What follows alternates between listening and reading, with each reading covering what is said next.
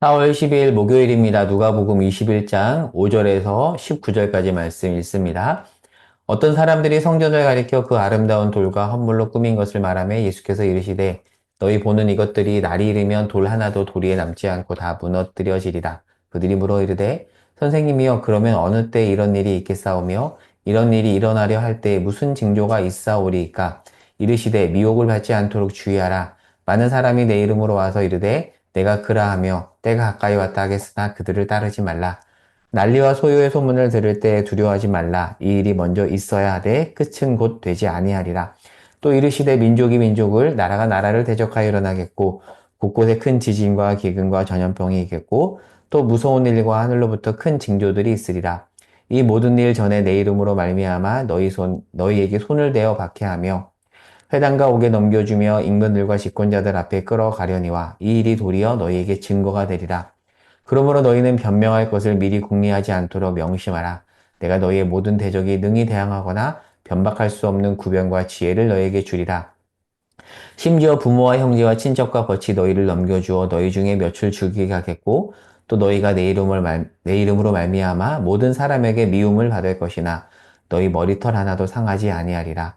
너희의 인내로 너희 영혼을 얻으리라. 아멘. 자, 오늘 본문의 내용은 성전 파괴 예언입니다. 자, 이해를 위해서 어제 본문과 연결해서 볼게요. 자, 어제 본문 21장 1절에서 4절에 보면 서기관으로 대표되는 성전 지도자들이 헤롯의 성전 증축 건축 비용을 위해서 가난한 과부의 전 재산을 삼켜버리는 그 내용을 살펴보았죠. 성전은 하나님을 예배하는 곳인데 장사의 소굴이 되어버린 거죠. 이 내용을 어제 자세히 살펴보았습니다. 하지만 이러한 무너져가는 실속과 달리 겉모습은 굉장히 화려했습니다. 성전에 관해서 간략하게 좀 정리를 해볼게요. 자, 성전은 가장 먼저 솔로몬이 지었죠.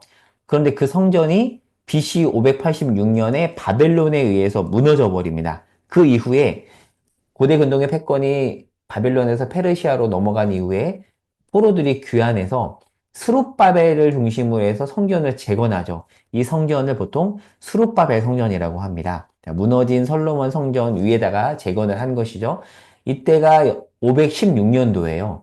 그러니까 586년에 무너지고 나서 70년 만에 수룹바벨 성전을 재건한 것이죠. 자, 그런데 이 수룹바벨 성전은 솔로몬 성전에 비해서 너무나도 초라해요. 그래서 구약 말씀에 보면 솔로몬 성전의 영광을 보았던 사람이 이 수룹바벨 성전의 초라함을 보고 울어요. 너무 초라해. 짓긴 지었는데 너무 작네. 슬퍼합니다. 그런데 시간이 흘러서 헤롯 대왕이 유대인의 왕이 되는데 이 헤롯은 에돔 족속 출신입니다. 유대인이 아니에요. 그러다 보니까 유대인에게 지지를 받지 못합니다. 만약에 유대인이 헤롯을 싫어해서 폭동을 일으키면 이 헤롯은 로마에 의해서 폐위가 될 수 있습니다. 그래서 유대인의 환심을 사기 위해서 이 사람들이 성전이 작은 것을 굉장히 마음 아파하네. 자, 그러면 이들의 환심을 위해서 이 성전을 증축하자라고 마음을 먹고 BC 20년부터 공사를 시작해서 헤롯이 죽고 나서도 무려 84년 동안 성전을 증축해서 결국 어마어마하게 성전을 증축합니다. 그래서 보통 이 성전을 헤롯 성전이라고 하죠. 그러니까 헤롯 성전은 수룹바벨 성전이 무너지고 나서 지은 것이 아니라 수룹바벨 성전을 증축한 겁니다. 근데 이 헤롯 성전이 얼마나 웅장했냐면 흰 석회암과 금으로 꾸며졌고요. 그리고 수룹바벨 성전이 현지의 그냥 흔한 재료를 사용한 것에 비한다면 이 헤롯 증축 성전은 고급 대리석과 금과 그다음에 기술로서는 로마식 신기술까지 동원해서 만든 겁니다. 그래서 세계 3대 이 당시 건축 불가사의로 제우스 신전, 아데미 신전과 헤롯 성전을 들었대요. 그 정도로 화려했습니다. 이 배경을 가지고 오늘 본문을 볼게요. 21장 5절. 어떤 사람들이 성전을 가리켜 그 아름다운 돌과 헌물로 꾸민 것을 말하네. 자, 여기서 말한 헌물. 그러니까 돈이 많이 필요하니까 사람들에게 헌금을 뜯어낸 거죠. 그 헌물과 아름다운 대리석으로 성전을 지은 것을 보고 사람들이 놀란 겁니다. 우와, 대단하다라고 입이 딱 벌어졌겠죠. 특별히 제자들은 갈릴리 출신이다 보니까 촌동네 사람들이 봤을 때 이 성전은 너무 화려한 거예요. 입이 딱 벌어진 거죠. 자, 그러자 6절, 21장 6절을 볼게요. 너희 보는 이것들이 날이 이르면 돌 하나도 도리에 남지 않고 다 무너질 것이다. 예수님께서 야, 이 성전 무너질 거야 라고 말씀을 해요.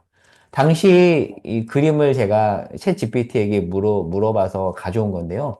이게 수르바벨 성전이고요. 헤롯이 증축한 성전인데 더 디테일하게 그리면 이렇게 증축을 한 겁니다. 어마어마하게 84년 동안 증축을 한 거죠. 사실 유대인들은 성전은 절대 무너지지 않을 거라고 보았고요. 성전이 무너지는 날은 세상의 종말이라고 여겼습니다. 근데 갑자기 예수님이 성전이 무너질 거라고 말하니까 제자들이 깜짝 놀라서 그러면 성전이 무너질 때 징조가 있겠습니까? 라고 질문을 하자 예수님께서 뭐라고 답변을 하시죠? 그때 미혹자가 나타날 것이며 소요, 전쟁, 재난, 기금, 핍박이 일어날 것이다 라고 말합니다. 여러분, 이 징조는 종말의 징조가 아니라 성전 파괴의 징조예요. 내일도 살펴보겠지만 예수님은 성전 파괴 징조와 종말의 징조를 구분해요. 다릅니다. 구분하셔야 됩니다. 이거 헷갈리면 안 돼요. 구분해야 된다는 것을 제가 다시 한번 강조합니다. 지금 예수님이 제자들과 이 대화를 나눈 시점은 대략 AD 30년 즈음입니다. 예수님이 돌아가시기 전이니까 30년 즈음이고 실제 성전은 역사 자료에 보면 AD 70년에 로마의 티투스 장군에 의해서 처참하게 무너집니다. 요세푸스의 기록에 따르면 조금 과장된 면도 있지만 이 당시 유대인 인구 200만 명 중에서 무려 110만 명이 성전이 파괴될 때 죽었고요. 그리고 9만 7천 명이 포로로 잡혀갔대요. 하지만 오늘 본문 18절, 19절을 볼게요.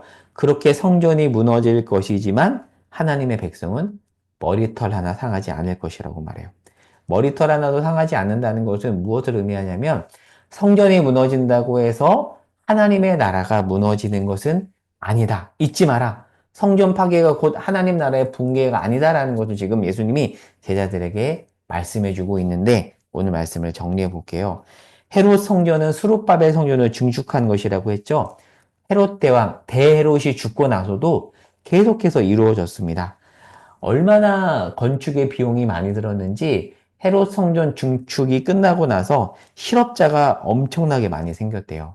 엄청난 건축 프로젝트였다라는 것을 알 수 있는 대목이죠. 그러니까 BC 20년에 시작을 해서 AD 64년에 마무리가 되는 84년에 걸친 대규모 건축이었습니다.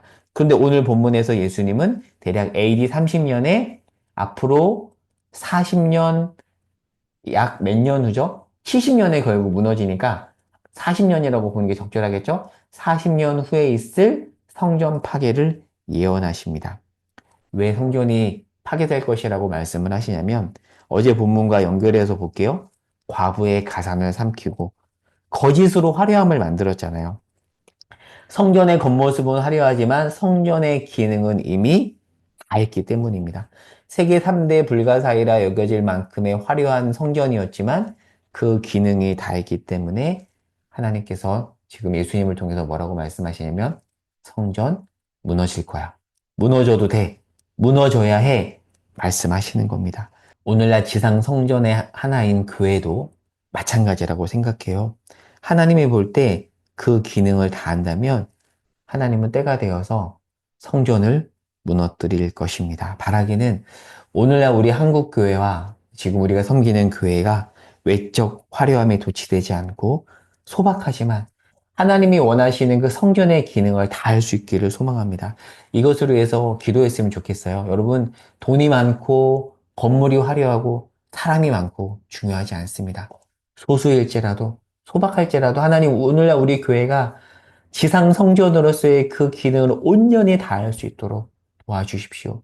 과부를 돌보고 하나님을 순전히 경배하며 그렇게 주님을 섬기는 교회가 되게 해달라고 성전의 기능을 온전히 다하는 교회가 되게 해달라고 이 아침에 오늘은 특별히 교회를 위해서 간절히 기도했으면 좋겠습니다. 기도하겠습니다. 하나님, 성전이 그 기능을 다하면 그 성전을 무너뜨리시는 분입니다. 주님, 오늘날 우리 교회가 성전의 기능을 온전히 다하기를 소망합니다. 긍휼히 여겨 주십시오. 주님이 말씀하실 때 깨닫게 하옵소서. 예수님의 이름으로 기도합니다. 아멘.